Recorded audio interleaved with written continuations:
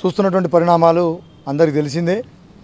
గత 3 నెలల నుంచి ఏ ఆశతోటైతే యువత ఉన్నదో, ఏ ఆశ పెట్టి రేవంత్ రెడ్డి గారు ముఖ్యమంత్రి అయినారో ఆ యువత లోకానికి చేస్తున్నటువంటి ద్రోహానికి వ్యతిరేకంగా నిరుద్యోగ జేఏసీ తరఫున రేపు టీఎస్పీఎస్సీ 4వ తారీఖు నాడు పెద్ద ఎత్తున ముట్టడి కార్యక్రమం నిర్ణయం తీసుకొని ఉన్నారు.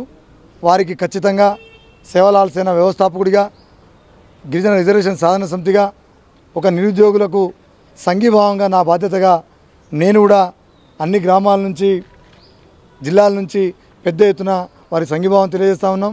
ఈ సందర్భంగా ఈ రాష్ట్ర ప్రభుత్వానికి నేను ఒక మాట చెప్పదలుచుకున్నా. వద్దు, విద్యార్థుల చెలగాటం, విద్యార్థుల జీవితాలతో చెలగాటం ఆడొద్దు. ఇప్పటికే చేసింది చాలా డ్రామాలు ఎక్కువైపోయినాయి. మీరు ఏం చేస్తున్నారంటే పిల్లలందరూ చదువుకోకుండా రోడ్ల మీదకే రావాలని చూస్తున్నారు. దానివల్ల మీకు లాభం ఏముందో తెలియదు, కానీ పిల్లల జీవితాలు ఆగమవుతాయి. కనీసం హ్యుమానిటీ గ్రౌండ్లో ఆలోచించండి, వాళ్ళ భావోద్వేగాన్ని గుర్తించండి. మీ మీద రాజకీయం చేస్తానికి రాజకీయ పార్టీలు వాళ్ళెంబడి ఎవరు లేరు. రాజకీయం చేసినా తెల్లారి ఎమ్మెల్యే ఎలక్షన్, ఎంపీ ఎలక్షన్ లేవు. నువ్వు ఉంటావు 4 సంవత్సరాలు మంచిగా చేస్తే, కాదంటే ఇదే యువత నువ్వు రాజీనామా చేసే డిమాండ్ నువ్వు తెచ్చుకోకు, నీ మీదికి తెచ్చుకోకు. ఏం చేయలేరులే, ఏ ఒక్కరిద్దరిని మభ్యపెట్టో ఉద్యమాన్ని పక్కదారి పట్టిద్దామని చూస్తే అది పొరపాటు. ఏ ఒక్కరిద్దరిని పొరపాటుగా నువ్వు దృష్టి మళ్ళిస్తావు, కానీ 25-30 లక్షల యువతను నువ్వు టచ్ చేయలేవు. మిత్రమా, దయచేసి ఆలోచించండి. నీకు సమాచారం ఇస్తున్న ఇంటెలిజెన్స్ వాళ్ళు నీకు తప్పుదారి పట్టిస్తూ ఉన్నారు.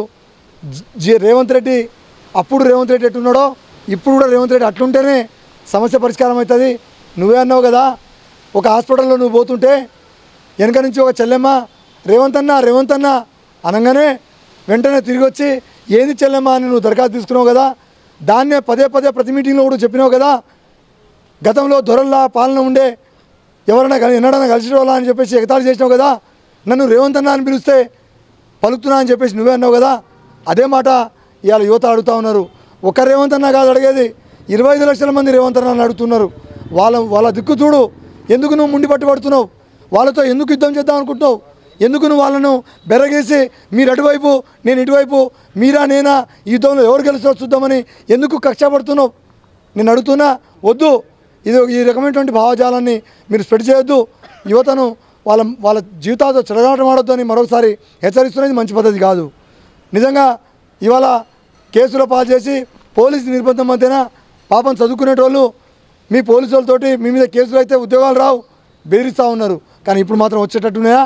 నువ్వు ఇచ్చిన చాలానే ఉద్యోగాలు, నువ్వు అన్న జంబో డిఎస్సి, నువ్వు అన్న గ్రూప్ 2 నువ్వు 2000 ఉద్యోగాలు పెంచుతామని, గ్రూప్ 3ని 3000 ఉద్యోగాలు పెంచుతామని, ఆ జియో నెంబర్ 46 బాధితులకు న్యాయం చేస్తానని నువ్వే కదా.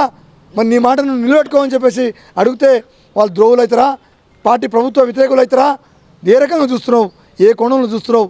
నువ్వు అన్న మాటనే నిలుపుకో, పెద్దనగా నువ్వు మాట నిలుపుకో. నీకే పాలాభిషేకం చేస్తామని చెప్పి వాళ్ళే చెప్తున్నారు కదా. ఇక అవకాశాన్ని పోగొట్టుకోకు. ఇప్పుడు ఇస్తే ఎన్నికల ముందు నీ మాట దక్కదని నువ్వు అనుకుంటున్నావు. కాదు, ఇప్పుడు ఇస్తే వీళ్ళు మనసు నిండా నీకోసం పనిచేసిన వాళ్ళే. నువ్వు ముఖ్యమంత్రి కావడం కోసం బీఆర్ఎస్కి వ్యతిరేకంగా బస్ యాత్రలు చేసిన వాళ్ళే. వీళ్ళ ముఖాలు నీవు తెలియదా? వీళ్ళ ముఖాలు నీకు గుర్తులేదా? కొంతమంది ఒకరిద్దరు ఎవరో మీ నాయకులు, గ్రంథాలయ సంస్థ చైర్మన్ రియాజ్ లాంటి వాళ్ళు, బల్మూరు వెంకట లాంటి వాళ్ళు మీకు తప్పుదారి పట్టిస్తున్నారని మాకు అనిపిస్తున్నది. ఇంటెలిజెన్స్ వాళ్ళు కూడా తప్పుదారి పట్టిస్తున్నారని మాకు అనిపిస్తున్నది. వాళ్ళ క్లచ్లో ఫోటోలో పోవద్దని నేను కూడా మీకు చేతులెత్తి దండం పెడుతున్నా. వాళ్ళకి న్యాయం చేయండి, తక్షణమే పరిష్కారం చేయండి. 4వ తారీఖు నాడు టీఎస్పీఎస్ ముట్టడిని ప్రతి ఒక్క యువత, విద్యార్థి, ప్రజా సంఘాలు అందరూ మద్దతు ఇవ్వాలి. మరి ఒకసారి పార్టీలో కూడా నేను విజ్ఞప్తి చేస్తున్నా. కాంగ్రెస్ పార్టీ ఏదైతే హామీ ఇచ్చిందో ఆ హామీని నిలబెట్టుకోవట్లేదు కాబట్టి బీఆర్ఎస్ పార్టీగా కేసీఆర్ గారు స్పందించాలి, బీజేపీ పార్టీగా కిషన్ రెడ్డి గారు స్పందించాలి, సిపిఐ నారాయణ గారు స్పందించాలి, సిపిఎం వీరభద్రం గారు స్పందించాలి, బీఎస్పీ, డిఎస్పీ అన్ని పార్టీలు, రాజకీయ పార్టీలు స్పందించి 4వ తారీఖు నాడు మద్దతును ప్రకటించాల్సిన అవసరం ఉంది. మీరు మీ పార్టీలలో ప్రెస్ మీట్ పెట్టి యంత్రాంగాన్ని మొత్తాన్ని వాళ్ళకు మద్దతుగా ఉండాల్సిన బాధ్యత మీ మీద ఉందని చెప్పి సందర్భంగా ప్రతిపక్ష పార్టీగా మీ ముందని తెలియవేసుకుంటూ సెలవుకుంటున్నాను. Thank you. నా పేరు బుక్య సంజీవ్ నాయక్, సేవలాల్ సేన ఫౌండర్ ప్రెసిడెంట్, గిరిజన రిజర్వేషన్ సాధన సమితి చైర్మన్. ధన్యవాదాలు.